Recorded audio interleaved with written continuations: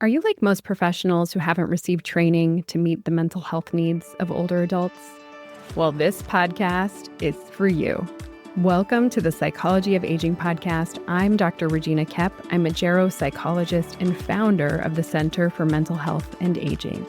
I created this podcast to give you tools and insights to meet the mental health needs of older adults.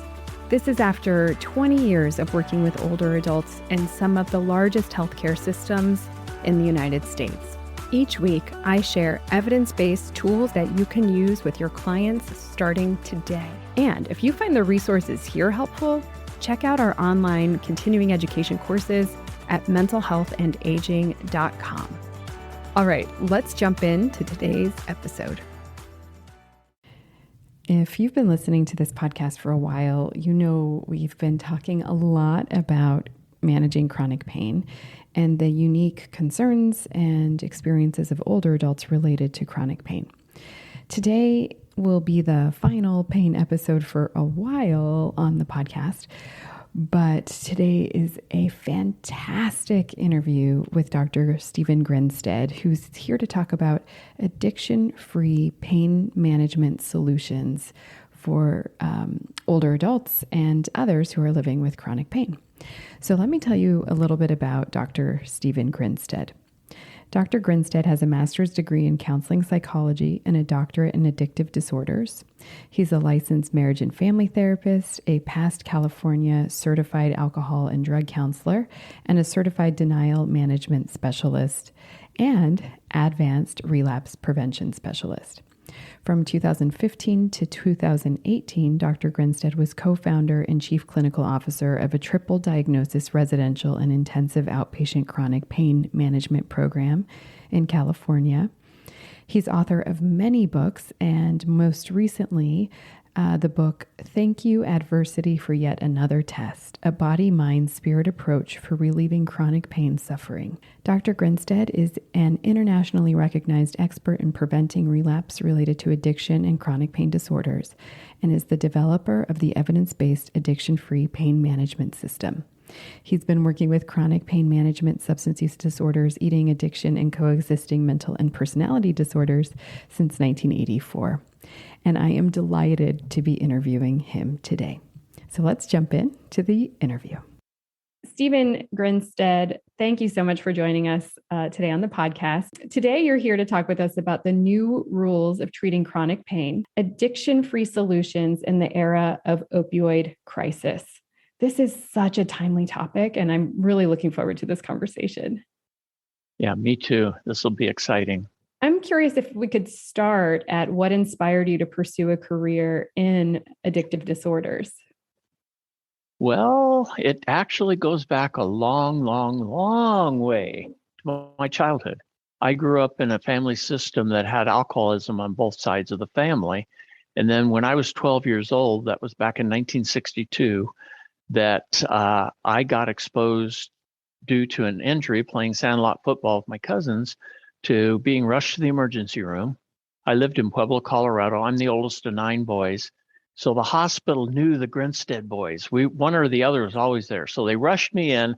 I had got knocked down, hit my lower back on a concrete post, and I was hurting. And they gave me an injection of something. At the time, I had no idea what it was. It was probably Demerol. But what I do know is what they sent me home with. They sent me home with a prescription for Tylenol Codeine 3. And I'll tell you what, I never used it at first for the physical pain, but what it did for me was took away all the psychological, emotional pain of being the over-responsible oldest child in a very dysfunctional family system. And for the first time in my young life, I felt at peace. And so for the next 15 or more years, I found a way to get pain meds, but that wasn't the big piece. The next piece was I noticed there was a warning label on the medication bottle. It says, don't use alcohol with this medication. And and then I looked underneath at the fine print. It said, alcohol may intensify the effect. Yes, right on. So I was off and running. I had a very active, hyperactive adolescence. My junior and senior year in high school, I ran with a rough gang in my hometown. And then a little bit later, I joined a professional gang called the United States Marine Corps and went into their special services, Force Recon Marine.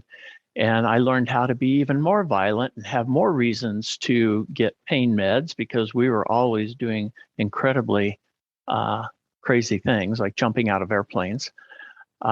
So on and on and on it went. And then the big turning point was one evening back in 1980. I was a single parent at this time with my young daughter, and I was at home getting ready to have dinner, and the phone rang, and it was my daughter's school counselor. Said, "Mr. Grinstead, we have a problem. I may need to report you to Child Protective Services." What?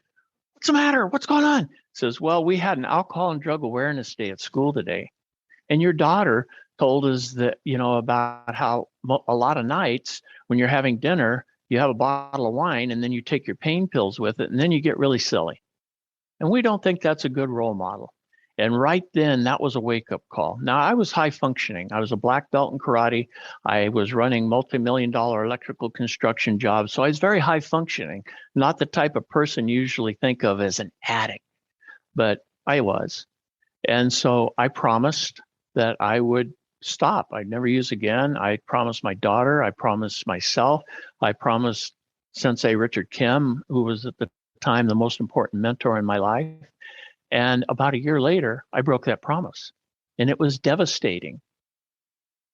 And that started me on the journey to recovery and what a year later would have saved my life. Because a year later is where the pain piece kicked in. A year later, I was getting ready to get out of construction and open my own dojo. And in our style, you had to have a second-degree black belt. Now, about 3 months before the test time, I had herniated my disc, L5S1. It was a minor herniation, and it scared the hell out of me because I did not want to do the old way. So I finally went doctor shopping in a healthy way, and I found an orthopedic surgeon who was willing to do, at that time, 1982, it was a very non-traditional approach. He did give me epidurals, which was great because that allowed me to do physical therapy, hydrotherapy, but he also hooked me up with acupuncture and chiropractic, which was unheard of back then. And my physical therapist, they put me through 2 or 3, and I kept overdoing. And so the last one they put me with was another Marine. And he says, "You're in the medical rehabilitation platoon. Your job is to get better, not keep hurting yourself." And I listened. And that started my journey of going through voc rehab. And then I found out I really had good people skills. I was really loved working and helping people. So I was a little bit obsessive compulsive. So I went to UC Santa Cruz and I enrolled in parallel tracks. One was counseling and the other was addiction. And I got certified in both. And then a local hospital hired me because I knew the medical directors. One of them was in recovery also with me, and we knew each other's stories. So they hired me to be the primary therapist for their addiction pain track. So they had an addiction treatment program, and they believed people with chronic pain who got addicted should be treated for both conditions at the same time in the same place. So that started my passion of professionally working with people. That was about 1986. And I really worked hard, studied, learned as much as I could. Then I was exposed to the work of Terry Gorski, my supervisor in 1988. He was one of the first group of therapists that got advanced certified in relapse prevention with Mr. Gorski. And about 3 years later, I decided I needed to have it. And we did not get off to a really good start. This man became my best friend and mentor. But we didn't get off to a good start because he had the audacity the second day of the training come up and say, "Steve, you're in the middle of a relapse. You need to wake up." My first impression was, who the hell does he think he is? But the second was, wow, I better listen. So I wasn't anywhere near even thinking about alcohol or pain pills, but I had stopped good self-care. I had started putting all my energy into the pain patients because our hospital had got bought out by a national chain. And the bottom line went from patient care to making money. And I was working 60, 70, sometimes 80 hours a week for 40 hours pay because my patients needed me. And so he says, that's pretty codependent. And I says, you're right. So I went back and resigned and went back to grad school. So that started that next chapter. And then in the middle 90s, he challenged me with developing a protocol to help people in recovery who relapse with medication and pain issues. And so I developed a system I called addiction-free pain management. Now, a lot of people confuse this because it's not medication-free. Like in the subtitle of this course, it's addiction-free options. It doesn't say medication-free options. But what I do want to talk about today is how to reevaluate the traditional biomedical model for managing chronic pain, because it doesn't work for everybody. Yeah. Stephen, I so appreciate your willingness to talk about your own personal and family life. The oldest of 9 boys, I think, would cause anybody pain. 9 boys in 14 years and no twins. My mother was a saint, believe me. But what I really admire is, I think in mental health care, there's sometimes such a division between what a therapist or a mental health provider can say about themselves publicly, and for fear that it might taint or somehow influence the therapeutic relationship too much. And as a result, a lot of mental health providers stay very closed about their own experiences. Right. I think that can have the effect of creating division between us and them, and creating a sense of, does mental health belong to me? And from the client's or the patient's perspective. And, I personally also with these podcasts will share a lot about my own family experiences and different people, and including my own experience with mental health. I just so admire your willingness to share with us how your family system and how your genetic loading and how your own personal experience with pain and pain management and the psychological aspects of pain, how that all has influenced a career that is helping so many people and very fruitful. So thank you very much for bringing your whole self to this conversation. Yeah. And the other big piece about me, which connects me with a lot of military vets I work with and active duty even, is that I also have severe PTSD from adverse childhood events and Marine Corps time. So I'm also in recovery for PTSD and still have flare-ups, nightmares, and things at times. The thing is, I think appropriate self-disclosure is necessary, but over self-disclosure can be harmful. Yes. So when I teach therapists or counselors, I have a whole segment on how to utilize appropriate self-disclosure. Yeah. And then I'll tell all my students, what's really important is we should never ask our patients to do something we haven't or wouldn't be willing to do ourselves. Mm-hmm. And so that's kind of like my mantra. And, the other thing Mr. Gorski gave me was before he let me join his team, I eventually became the clinical director for Gorski Synapse. But when I first joined his team, he said, you have to have a mission statement. So, I was all excited. I put together a 2-page mission statement. He sent me back 2 words, too long. So that freaked me out. Wait a minute, but I put all this time. So I cut it in half and I sent him back a page. And he sent me back 3 words, still too long. Man, I was fretting at that point, because how am I going to take this 2-page document that I poured my heart and soul into and down to less than that? And I put it down to a paragraph. And he says, Steve, let's talk. When I say mission statement, I want a sentence or a phrase that encapsulates those 2 pages. So my mission statement since 1991 is, I teach people how to help people. And everything I do is geared towards that. And then working with people with chronic pain and coexisting disorders, my mission is to help them reevaluate the traditional biomedical model and look at the whole person approach, biopsychosocial spiritual approach. So we're working with the whole person, not on the whole person, but with the whole person collaboratively. Yeah. We don't apply a treatment. We work toward something together. Yeah. Yeah. And I always tell my patients, I don't have your answers, but I'm a damn good coach and guide. I'll help you find your answers. Yeah. And we explore it together. And it's exciting. It's fun. And it's so humanistic, and it's coming from them. They're more likely to follow through. And sometimes I have to use positive strength-based challenge with people because, with both addiction, mental health, and chronic pain, there's a lot of systemic denial that sabotages. It's a good, healthy psychological defense mechanism, denial, but it gets in the way. It keeps people stuck in a problem longer than they have to be. So we have to find a way to help them work through it. There's a saying, you could lead a horse to water, you can't make them drink. The denial management model I co-developed with Terry Gorski is designed to make the horse thirsty. And that's what we do. We help, and help people see how they're getting in their own way. I've started calling it now the inner saboteur rather than denial. I like to use a lot of metaphors and stories, but the inner saboteur is much more palatable. Is it possible your inner saboteur is getting in your way versus, is it possible your denial is getting in your way? What a big difference. Oh, yeah. The other's so confrontational. One is so person-centered. No yeah.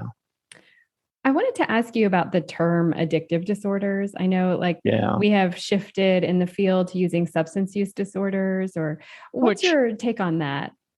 I think there's way too much stigma associated with the word addiction. Yeah. When people think addiction, they think of people with heroin, methamphetamine, in the gutter, homeless, and all this. But what they don't get is that it's a substance use disorder. It's a neurobiologic brain disease. And the American Society of Addiction Medicine has said it impacts people biologically, psychologically, socially, and spiritually. They added spiritual, and about 6 years ago, they added the word spiritual. So it impacts the whole person, right? So, and it's like any other chronic illness, and it needs to be looked at the same. And mental health is stigmatized in our society too. Depression, anxiety, PTSD. So all this stigma is getting in the way of people getting good help. And as people age, it gets even worse because then you have the stigma of, you're just old, and it's just ageism. It's just, so there's a lot of stigma attached. Yeah. And for some people, that develops a lot of internal shame, guilt, remorse, and they try to hide it. So they're not willing to be open and honest because they're afraid they're going to be judged. Right. And judged from multiple perspectives, like a moral judgment. Well, you can just, I remember growing up, I got the message about substance use disorders that, it's just a choice. People can choose to just stop using or drinking or whatever is happening. And it took time in grad school and exposure to unlearn that message about, it's just a choice, and understand that it is a neurobiological, psychosocial, spiritual condition that's like a medical illness. It is a medical illness. And when I teach students, whether it's medical students or counselors or therapists, I remind them that there's a continuum of developing an addictive disorder, and people that have high genetic risk and high environmental toxicity are much more at risk for quickly going from misuse, abuse, pseudo-addiction to addiction. And that we need to take that into account and not stigmatize it. But we also don't want to use this criteria, the ACEs, Adverse Childhood Events instrument. It's a very good instrument, but it's been utilized inappropriately, especially with some of the new artificial intelligence screening instruments. Because if you score several of those ACEs, as well as some other things, it labels you inappropriately because there's no human interaction to check out the rest of the story. Right. We could dive into this all day. I'm just, so let's move. Yeah. Well, I do want to follow up for more than 10 years. Actually, I did a lot of my graduate school training and then worked at the Atlanta VA healthcare system for 10 years and did a lot of training at the Palo Alto VA and worked with the National Center for PTSD for a long time. Oh, I remember those days. Yes, Cupertino, Palo Alto. that's Yes. right. Yeah, yeah. I just wanted to say I so exactly know what you're talking about with the there are layers of stigma, I think, and shame related to substance use and mental health conditions for various populations. You know, there's stigma and shame for military populations and even era, like what era of service were you in? Were you a Vietnam era? There's another layer of stigma and shame versus the World War II era. There was much more nobility in fighting for. Well, and those folks, they got parades when they came home. We Right. got things thrown at us, spit That's at, right. called names Right. after Vietnam. Right. And the quality of warfare was very different. The trauma was the levels of trauma were very different. Yeah. And I just so applaud your willingness to talk about that and sort of break down some of those stigma barriers. The other thing, as we were talking about older adults at the VA, for more than 10 years, I worked with older adults. So that included like Vietnam era, Korean War era, World War II era veterans. Yeah. But the other feature about the stigma with mental health and substance use disorders around older adults that I see in my clinical work is the myth that older adults can't change. So that you can't teach an old dog new tricks. Right. And so if we have that belief system and we're working with an older adult who might be struggling with a substance use disorder, we're as mental health providers, we're going to be less likely to help that person bridge to treatment than we would to somebody who we believed could change or had the capacity to change or was redemption was available to them. I mean, I really see recovery stories personally as very redemptive. It's quite beautiful to see the arc of the struggle and the redemption and the hard work to get there. I have so much admiration for this process. So I just wanted to throw in those sort of reflections that I had as you were talking about these different populations. Well, one more stigma population I just think we need to put in there is homelessness. Yes, 100%. There's and do you know that what really irritates me the most is a big percentage of the homeless population are veterans, and that really irritates me. Yeah, it's tragic and heartbreaking, unjust, immoral as a society that we would allow that to happen. Yeah, I agree wholeheartedly. All right, let's move transition from that to what we're talking about specifically today. So, what you shared a little bit about what inspired your interest in chronic pain and addiction. Can you help us understand the intersection of chronic pain and addiction and the impact of chronic pain on society? Sure. So I look at it as a synergistic process. Back when I started developing addiction-free pain management, Terry says, well, where do I start? He says, well, go out and do some research. At the time, I was teaching at Santa Clara University, UC Santa Cruz, UC Berkeley, and Stanford Medical School. So this was pre-Google. So research was way different back then. And you had to really get into good terms with the head librarians and their staff in order to do all these big searches. And so after about 5-6 weeks, I was totally frustrated because the search parameter Terry told me to look at was people who had chronic pain and addiction. What happened to them when they went and sought help? Well, I found nothing that matched that. I found a lot about people with addiction and what happened when they want help, a whole lot more on people with chronic pain and they want help. And then I realized we have to add mental health to this too. So we had to have mental health. So think of it this way: with people who have a substance use disorder, addiction, whatever you want to call it, it impacts their life in 4 quadrants: bio, psychosocial, spiritual. So they have some symptoms or negative consequences because of their use of alcohol and or other drugs. Now, let's say a person with mental health disorder, whether it be anxiety, depression, PTSD, whatever it is, it also impacts those 4 quadrants, not in identical ways, but parallel ways, similar ways, biologically, psychologically, socially, and spiritually. And then let's talk about people that just have chronic pain. Well, living with chronic pain impacts those 4 areas also. So if I were to draw a Venn diagram, I would have three circles. I would have the chronic pain. I would have that overlapped with substance use disorder, and I would have that overlap with mental health. So you would have the Venn diagram.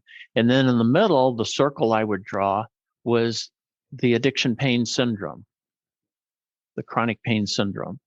1 + 1 + 1 equals 4, 5, 6 or more. So there's a synergistic effect. Now, here's what happens when somebody that has a triple diagnosis, addiction, mental health, and chronic pain, if they go see an addiction treatment specialist, they're dealing with 1/3 of the problem. Yeah. If that same person goes to a chronic pain clinic, they're dealing with a different third of the problem. And if they go to a mental health counselor, they're dealing with a different third of the problem.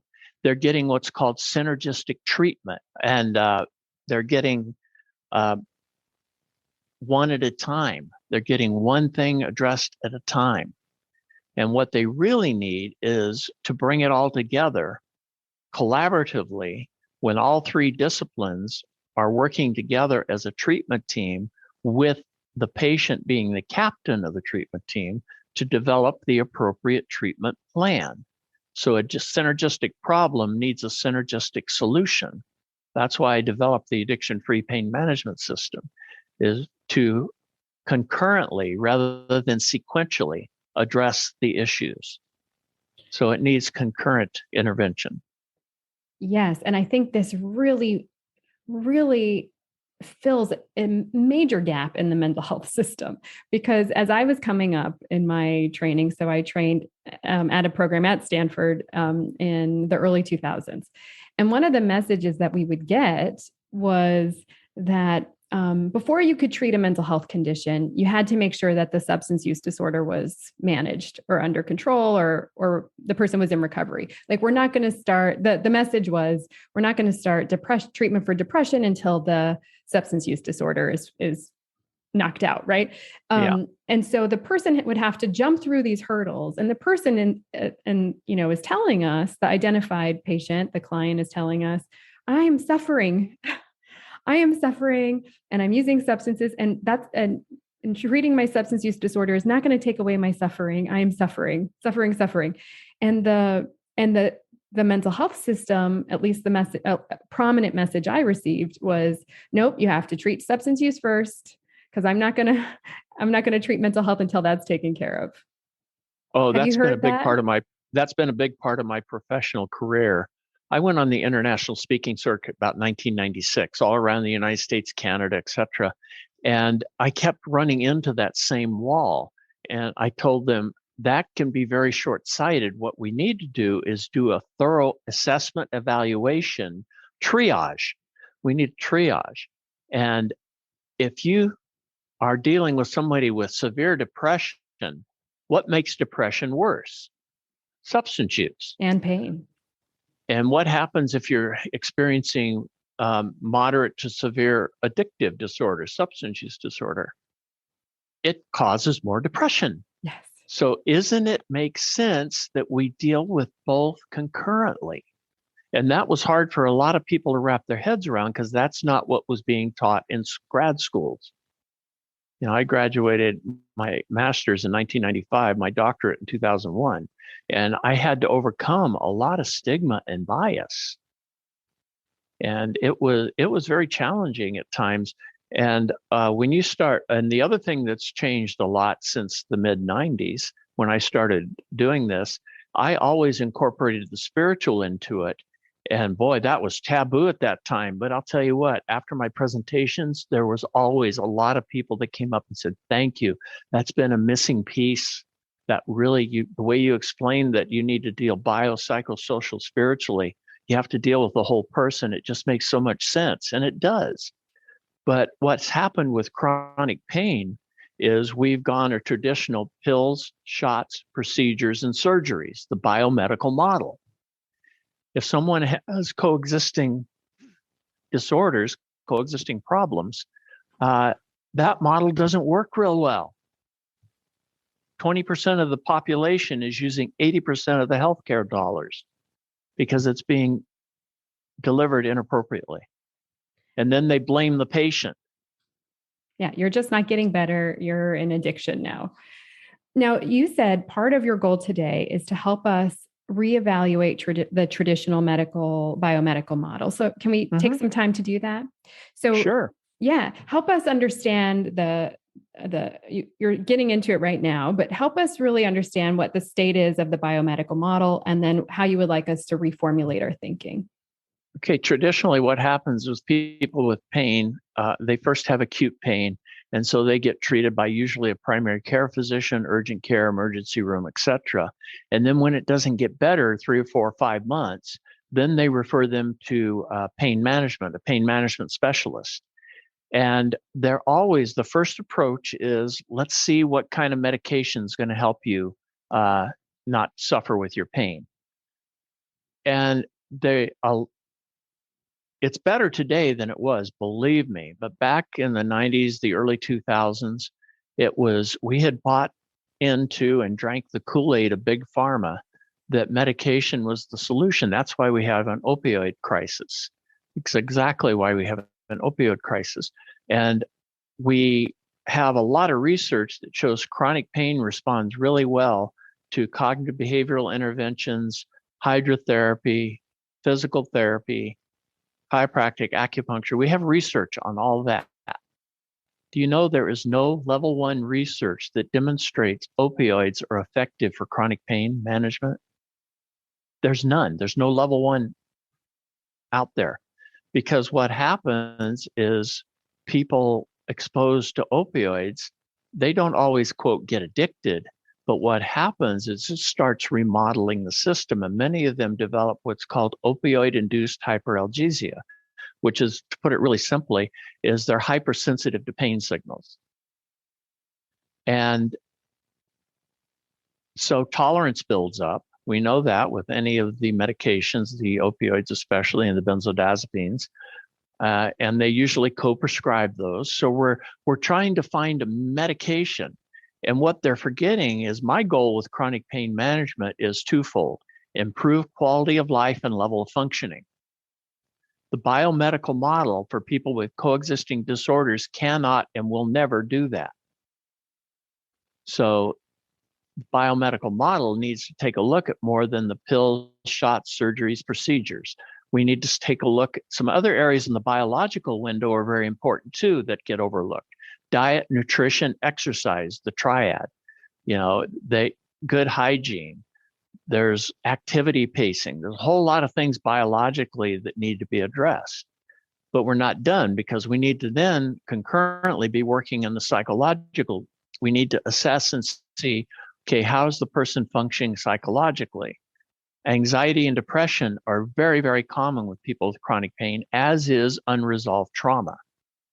That's the people that usually get in trouble and get labeled as addicts, with pain pill addicts, because they're not addressing the mental health symptoms. They're not developing a treatment plan that designs that. And then we have to take a look at the social family component, cultural family social piece. And we need to see what are the person's assets and liabilities in that area.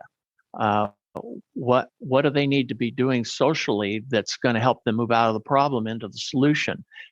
If we don't educate family and friends, in my book, Thank You Adversity for Yet Another Test, there's a whole chapter on the role of family and friends that when I ran from 2015 to 2018, I ran a residential chronic pain triple diagnosis program in Southern California. The person I hired for the family program, Dale Ryder, was a licensed clinical social worker, but I had been following her work with family systems for years on how to deal with families that have substance use disorders. So I trained her to add the chronic pain piece. So when I was putting the book together, I asked her to co-author that 5th chapter with me, because I wanted to bring her wisdom in to the role of family and friends. So that has to be in there. Self-help programs. Well, AA and NA don't work really well for chronic pain people, because the first thing they're told is if you're on any kind of medication, you're not really in recovery. So that's why there's programs like Pills Addicts Anonymous and Chronic Pain Anonymous that are my preferred entryway for people. with the pain. Because they need a social support. And I don't care what the social support is. They need appropriate, healthy social support to be healing that part of the damage that's been done with their pain, addiction, and mental health. Then we're not done yet. Then we move to the spiritual area. So people who develop these triple diagnoses, they are often isolated from their spiritual values, practices, and principles. So one of the assessment instruments we use in our program, we use 2 spiritual assessment instruments to see how people were functioning. We had assessment instruments for all 4 of the domains, plus the different mental health conditions and the physical pain versus psychological pain that I developed. There's all kinds of things we did. But when we got to the spiritual, we wanted to improve their spiritual levels of functioning. And the first trap we fell into was the first thing we better do is differentiate between religion and spirituality, because that got a lot of blowback. So we did that. So when our collaborative treatment planning, everybody's treatment plan had to have all 4 quadrants. They had to be working on improving their levels of functioning in all 4 quadrants: bio, psychosocial, spiritual. And that's what I'm talking about when I said addiction-free solutions. And some people needed to be on appropriate medication management for the mental health and the chronic pain. So, it's not stop the medications, it's let's use them strategically and smartly while concurrently dealing with the other 3 domains. That's so helpful. I am not a substance use disorder specialist, but I recall years ago hearing, and I don't know how valid this is. I'm asking you as an expert, is this valid? I recall hearing that when a person is in recovery, like if they go into a detox kind of system, an inpatient detox, the more that we can alleviate the withdrawal symptoms and the physiological distress, the better the outcome for recovery. Do you know research on that? Yeah, that's very true, because a lot of times there's the tough love people, the social model detoxes where people just, grin and bear it. But the combination of some of these substances people are using, they really need to use medication-assisted treatment, MAT. Only about 1/3 of the people that need MAT get it. And it's some people that get it shouldn't be getting it. It's not one size fits all. And here, a resource for you folks would be SAMHSA put together what they call TIP 84, and it was revised in 2018. And it was medication-assisted treatment. And a big part of it talked about not just the 3 medications they authorized, but also the importance of the psychosocial interventions that need to be concurrently delivered with MAT. So yeah, people that have a better taper, detox, whatever you want to call it, it's not. The problem is that the insurance companies have sabotaged this because they're always claiming medical necessity, and we've got into a problem to where medical doctors and healthcare providers are now being driven by people that don't have medical degrees or clinical degrees. They're dictating terms of treatment, and that is just so wrong. Because people really sometimes need 3 to 7 days is usually good for a mild substance use disorder detox. Some people need 7 to 14. Some people need up to 21, 31, 41 days of taper or appropriate medication-assisted treatment taper. Transition. It's a transition. But they also need to be working on building their levels of functioning and quality of life in all 4 domains at the same time, so that eventually we take them off the medication-assisted training wheels.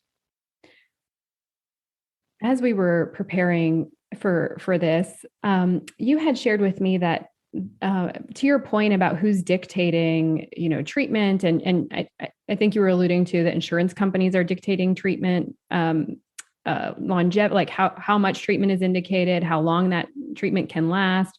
We're experiencing that with my 6-year-old right now for a treatment for asthma. So I'm in the mix of it right now for one of my own kids. And as we were preparing, you had shared with me a pretty astounding number that chronic pain costs the insurance company. I think this is back to your 20-80 kind of principle just a minute ago, that 20% of the population is using 80% of healthcare insurance costs. That's correct. Yeah. And you had shared with me a number of uh, like direct costs and lost productivity. Um, I think it was something like $500 billion or something. So in 2011, a report came out that talked about chronic pain was costing the insurance industry over $500 billion, 500 billion, over $500 billion in direct cost and lost productivity. And that at the time was more that was being spent on heart disease, diabetes, and cancer treatments combined. And then it just has continued to get worse to the point to where, like I said, 20% of the people were starting to utilize over 80% of the healthcare dollars. They weren't being treated wisely. They were being treated foolishly. And a lot of people were suffering and dying because they weren't getting the type of levels of treatment they needed. And what we discovered was when you deliver this kind of concurrent, collaborative, biopsychosocial spiritual approach, the outcomes are phenomenal. One of the biggest things that it's now becoming standard to be accredited, you have to be outcome data driven, right? But that's relatively new. But I've been encouraging people to do that since the late 90s. Every time I went in and consulted, helped programs develop a chronic pain track, for example, says you need to have outcome measures. You need to have outcome measures. So in our program, I developed and collaborated with some other psychologists and medical doctors, come up with 13 different pre-post outcome measures.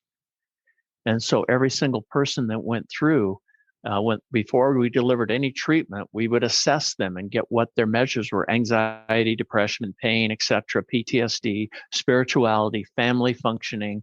There was a whole level. And then at 3 weeks, we did it again. We did it again at 3 weeks. So to help better determine whether our original treatment planning was on track or whether we needed to modify it. But we also did it as a way to show the patients how far they've already come in just 3 weeks. Then we did it near the end of treatment, not at the end, but right near the end of treatment, we did it a final time. And that helped us develop their continuing care planning. We can show them, okay, you started here, you got here, now you're here, but you've got more to go. Continuing progress. You just can't rest. So the metaphor I use for people is this healing process, recovery process, whatever you want to call it, is like walking up a down escalator and having a mistaken belief, if I stop, I'm going to stay in place. They stop doing what got them better, and they don't even see that they're going down. The inner saboteur is now in control. And at a full circle moment, because of what you shared about your own recovery process when you were in that prior to going to grad school or going for your doctorate, your supervisor had said, you're in relapse. And you hadn't even, and you hadn't had a drink, and you were on that, you were not doing. I was 10 years in quality recovery, and I was in relapse. Yes, absolutely. Yeah. On that escalator going down. I was going down and didn't even see it. Yeah. Yeah. So back to that full circle point. You have done such a beautiful job illustrating for us the biopsychosocial spiritual model of understanding pain, substance use, mental health conditions, how they all overlap, and how it requires a holistic treatment, not a one, then one, not a fragmented treatment. Right. Not sequential. Not sequential. Yeah. I'm so curious because of that spiritual religious piece. I myself was a skeptic when I was going through grad school. I am much more open to the spiritual piece than I was ever before. And that's because I'm doing my own work to become more open personally.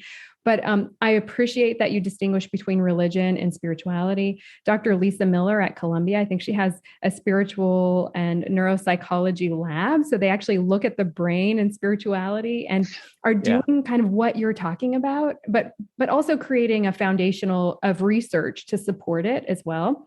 And that's helped me in my own skepticism too.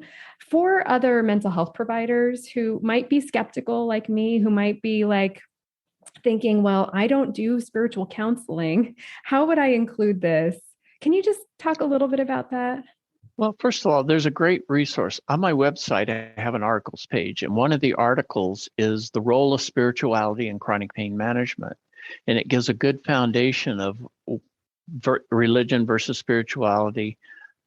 What are the spiritual values, practices, and principles people need to develop? Many people have these values and don't even label it as spiritual, but they're spiritual values. So the first thing is to build a new vocabulary, right? So that article, I don't have time to go in depth on it, but that would be a great free resource. All the articles and video blogs on my website are absolutely free. We'll link to that in the show notes, of course. You mentioned a couple of other resources that I just want to capture before we move forward. The SAMHSA Tip 84. Did I get that right? Okay, we can link to that. You also mentioned the alternatives to AA for some folks with chronic pain. There was Chronic Pain Anonymous. Chronic Pain Anonymous is one of the biggies. That was one. Every program I've helped develop, I've asked them to make available on their campus a Chronic Pain Anonymous meeting. We had one in our program too. It's a great way to enhance the social component because people now will be with homogeneous population, people with chronic pain. So, but where these pain patients go into an NA or an AA meeting and they're on medication assisted treatment, they're being told you're not really in recovery. Right. And it's really stigmatizing. It's really stigmatizing. So they need to have their own. Pills Addicts Anonymous was started by a recovering physician who knew the importance of, and AA and NA, by the way, have conference-approved literature that states that some of our members need to be on appropriate medication for appropriate conditions prescribed by appropriate prescribers. And they're written by recovering physicians. But yet, when it gets down to meeting level, a lot of people say, don't use nothing no matter what. And that, in a lot of cases, that's good wisdom. But in some cases, it's a death sentence for someone with chronic pain and coexisting mental health. And then if you're elderly, it gets even worse. Yes. So let's transition there. So we were talking about that downward escalator, and we kind of have a good frame for how do we approach therapy, and we need those 4 quadrants, and we need to attend to them synergistically, not in a one-step approach. And now you had, I think what's helpful in preparing for treatment and collaborative treatment is understanding some of the obstacles and barriers. And so what are some of the most common obstacles or barriers for positive treatment outcomes? Great. That's always a great question because when I do my trainings, my professional trainings on this, the number one primary obstacle to having good outcomes for people with chronic pain and coexisting disorders is our failure to identify and or treat coexisting disorders, coexisting problems. That's number one. So they're not being addressed and it will sabotage the pain management. The other one is family system problems is another very, very big roadblock for a lot of people. But then guess what? Healthcare providers are also a big problem. Judgmental healthcare providers. I can't tell you how many people, when they get referred to me, one of the questions asked, why do you think you were sent to me? Because they don't believe me. They said, it can't be that bad. The MRI, the CAT scan says it can't be that bad. It's all in my head. And the stigma and shame and guilt, remorse. After I educate people, I say, let's talk about that first day. When they said it was all in your head, well, guess what? It really is, because we interpret the pain signals and then we assign meaning and values to it. And sometimes over time, that system, that processing system gets corrupted. Going into the thalamus, right? The pain signals go up there to get evaluated. We send messages free frontal cortex to the amygdala limbic system. So we have thinking and emotional responses to pain signals, and they get distorted or amplified. I call it the amplifier circuit. So that's another big obstacle is people are using their medication for psychological and emotional pain symptoms, not for the physiological ones. Yeah. And that's where the non-pharmacological interventions are really important. They do not have non-pharmacological interventions. The other big obstacle is people being passive recipients rather than active participants in their healing process. That's a big obstacle. So those are some of the major obstacles I've seen over the years and continue to see with people with chronic pain and coexisting disorders. Yeah, so the failure to identify and treat coexisting disorders, that was the number one obstacle you identified. Yeah. Family system problems. So is a biggie. Well, either they get enabling or codependent, or they get burnt out and shaming, blaming, and blaming the victim, or they even leave, they abandon, right? Yeah. So that's the family. The healthcare providers are judgmental and not listening to where the person's really coming from, right? They're not hearing that. And a big other problem is using medication for psychological, emotional reasons. And then another big one is people being passive recipients rather than active participants in their healing process. Right. Those are the biggies. Yes, I definitely have seen that. I worked in concert with primary care and the medical system for a long time, treating older adults. And I recall sometimes the person who is being referred would experience the referral as punishment. Yes. Like, they can't help me in primary care or whatever the system is they're in. So they're saying, that I have to go to mental health care. But this is not a mental health problem. This is a physical health problem. And, and I'm being punished for coming here. And this, even if it would be very helpful to receive mental health care in that biopsychosocial spiritual model, the delivery of the message and bridging is, I have experienced a lot of harm in that process, or patients and clients experiencing a lot of harm in that process. So, Regina, one of the things I don't want to forget to mention, I said failure to identify and treat or manage coexisting disorders. Well, let's list some of those for people with chronic pain. I'll list some of the ones that I've seen that are most common. So one is people that have medication misuse, abuse, pseudo-addiction, or addiction. That's a coexisting problem. If they're going in for chronic pain treatment, that can sabotage it. If they're going in for mental health or addiction, unresolved trauma is a really big one. Depression is very common for most people living with chronic pain. Anxiety disorders, sleep disorders, cognitive impairment from living with pain, not from the medication, but from living with pain. And then another one that often gets overlooked is people using food to cope instead of for fuel, and they develop eating disorder problems. So those are the most common coexisting disorders.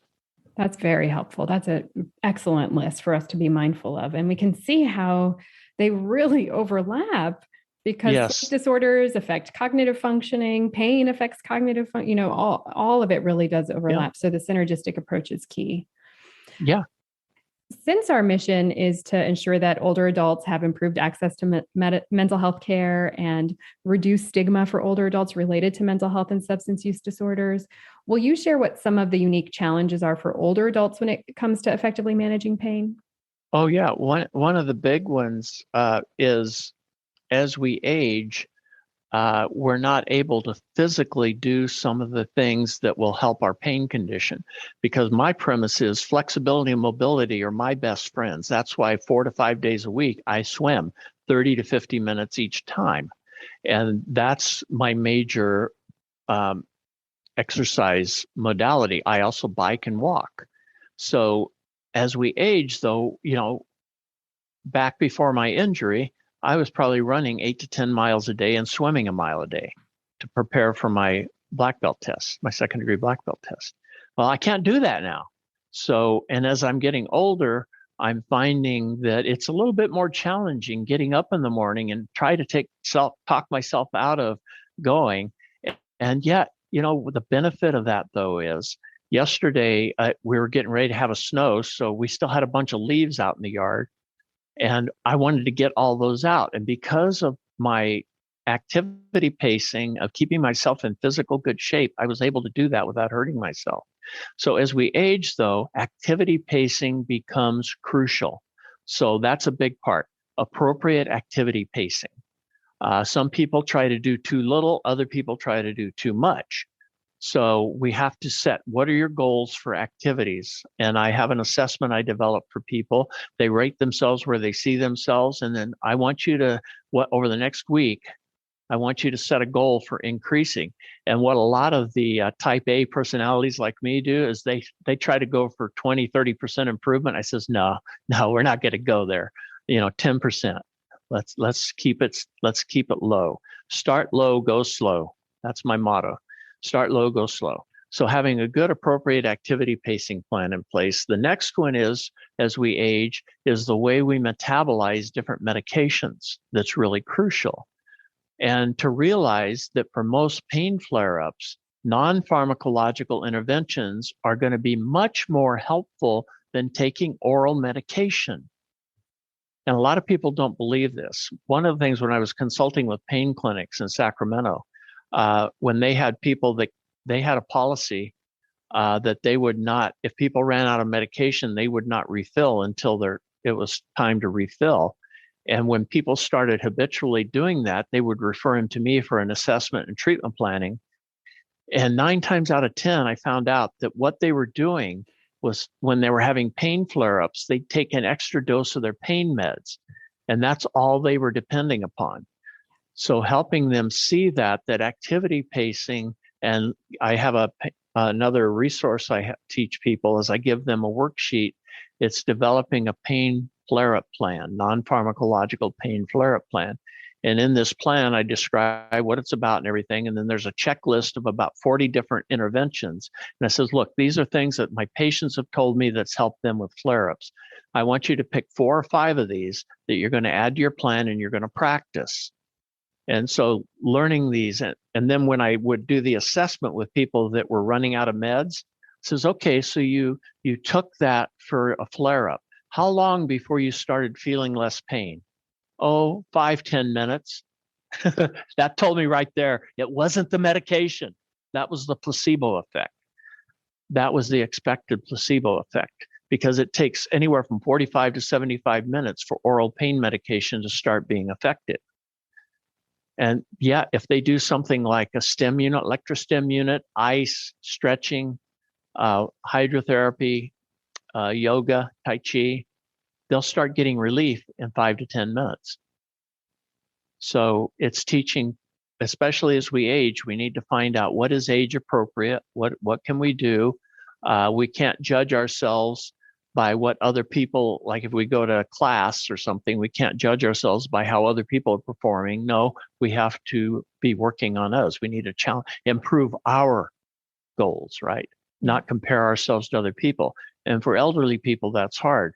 And definitely there's been a lot of research on elderly, how they definitely change how they metabolize different medications as we age. It definitely changes. And then there's the problem of a lot of elderly people are on multiple medications. And there's that synergistic effect with those. So, we need to really be cognizant of that. Yeah, the medication interactions are so dangerous. Yeah. And how many medications does the person really need to be on? I don't play doctor with people about that, but I want to collaborate. I always get releases signed, and I collaborate with their healthcare providers to try to find a way to improve their levels of function and quality of life without hurting them with the side effects. Yeah. I think most geriatricians would agree. That's a primary care provider who specializes with older adults for our listeners, but most geriatricians would agree that the bare minimum medications to meet the maximum effect, right? We don't want so many medications in a body. And let's introduce some biopsychosocial spiritual tools instead, right? That's right. Yeah. And one of the great things about older adults, and I'm suspecting, I don't specialize in substance use disorders with older adults, but older adults tend to have higher levels of resilience than younger populations. And so one of the sort of anti-ageism techniques, like if we're really dedicated to having an anti-ageist practice, is to sort of build on the resilience that the older adult is already bringing into our clinic rooms and therapy rooms. and all the wisdom they bring with their life experience. And we sometimes forget that. That gets discounted in our culture. And the higher levels of self-regulation and emotion regulation. Yeah. Yeah. Yeah. Stephen, this has been really enlightening and helpful. I am curious. One, so you mentioned a book that you had written, and I mentioned that in the intro. Can you share a little bit about that and share where people can learn about you?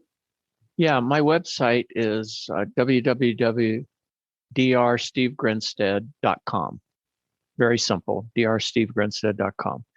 And on that site, I've got free articles, free video blogs, my publications, my training page to where people can get self-paced digital trainings or how they can work with me directly.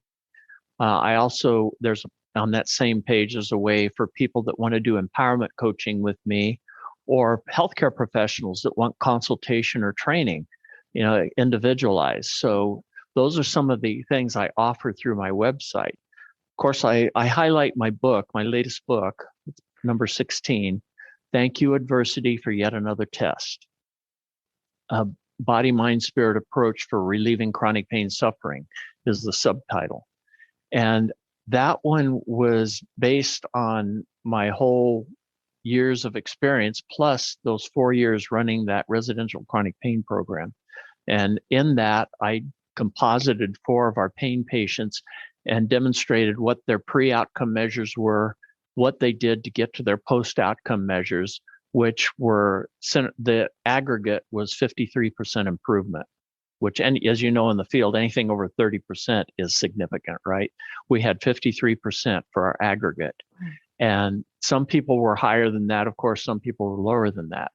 But that's what the book walks through. And there's, like I say, there's a whole chapter for family and friends, because family and friends can sabotage effective recovery for not just for the chronic pain, but for substance use or mental health. So the family needs to have a parallel process. Yes. So what we did was we had a cyber educational program for the family members, and then a 3-day personal retreat to where Dale Ryder, my family therapist, would spend 3 full days with them. And it always ended with an equine session with the family and the pain patients. And it was just amazing, some of the healing we got to see. Yeah. And I'm still doing empowerment coaching with a few of them for their continuing care, because they need tune-ups periodically. Sure. So go ahead. We'll definitely link to your site and your book in the show notes. I'm curious, for a private practice clinician who maybe has a 60-something-year-old individual come into their office with chronic pain, overuse of opioid meds, and mental health concerns. How would you encourage them to start, and what would you say that it should be their thought process? Okay, well, knowledge is power. That's my premise. But a little knowledge that acts is worth more than all our head knowledge in the world that lays fallow, right? So that's why I put all the resources on my website. They're free. There's also at the bottom of the articles page and the video blog page, there's an archive page for those. So if people want to educate themselves, you can tell by the titles of each of the articles what you're going to get. One of my latest one that's up there now is Looking Under the Surface of Chronic Pain. What people usually see is pain behaviors, complaining, suffering, but what they don't see is what's going on under the surface, the co-occurring, coexisting problems, and the reason people get in trouble with medication. They don't see that. That's under the iceberg. All they see is the tip of the iceberg. And that's actually the visual I use with that article, is an iceberg. Yeah. So clinician deepening her understanding or their understanding of the pain experience, that what you might be seeing in the clinic room is the tip of the iceberg, to look deeper. You're just seeing the tip of the iceberg. You need to dive deeper. You need to do a deeper dive. And one of the most important things to do is to identify and manage the psychological, emotional symptoms of the pain. And that's something that an instrument I've developed. I started working on it in the late 80s, and I continued fine-tuning it up. And I think the last version was finalized in 2019. But it's got 27 items of physical symptoms and 27 items of psychological, emotional symptoms. And if people are interested in having a free copy of that, they can email me. My email is drgrinstead@yahoo.com, because that's what I believe is really, that's one of the things I do at every first session with people. I want to help them differentiate between the physical and the psychological, emotional. I don't share the results of that until after I do some education all about pain. I guess so. If people are interested, you can email Dr. Grinstead and get that measure. Well, Dr. Grinstead, thank you tremendously for this wealth of information and just a really enjoyable conversation that was easy to digest and really validating of the human experience. Please stop the sequential treatment and use concurrent collaborative treatment with the patient being the captain of the team. Bravo. I think that's a perfect place to end. Thank you. Thank you so much. Calling all mental health providers. Have you been feeling ineffective, stuck, or unsure of how to best help your client with memory loss? Well, it's not your fault.